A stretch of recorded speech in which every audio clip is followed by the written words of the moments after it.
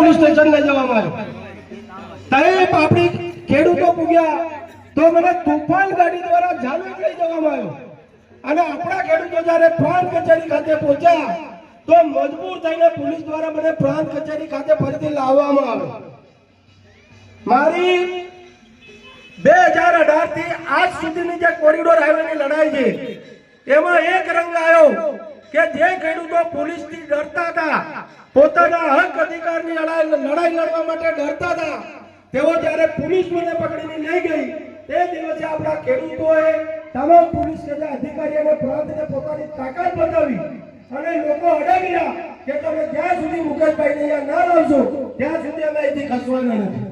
હવે આ ઊંચું હોય તેમ આજે ટાડાગોળામાં આપણા ટોટલ નાના મોટા 9 ગામમાં ડોમેસ્ટિક એરપોર્ટ બનાવવા માટે જમીન છીનવી રહ્યા છે। એટલે આ સરકાર કોઈના કોઈ ભોગે આપણા આદિવાસીનો જમીન છીનવી લઈ આપણને બરબાદ કરવા માટે તુલી છે। આપણે જેમની રાહ જોતા હતા એવા આપણા મહાનુભાવો આપણી વચ્ચે ઉપસ્થિત થઈ ચૂકેલ છે। તો તમામ ભાઈ બહેનોને વિનંતી કરું કે આપણા મહાનુભાવોનું ઊભા થઈ તાળીઓથી ખૂબ ખૂબ સ્વાગત કરીએ। નમસ્કાર સાહેબ, નમસ્કાર।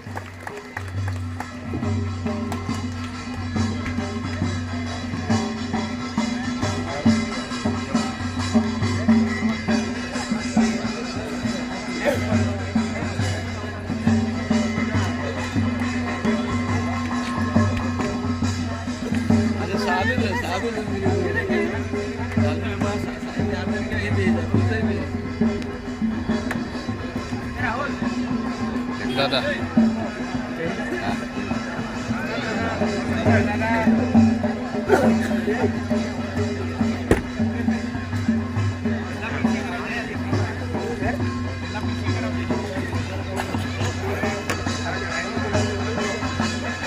તમારી મીટિંગ ચાલ્યા કરે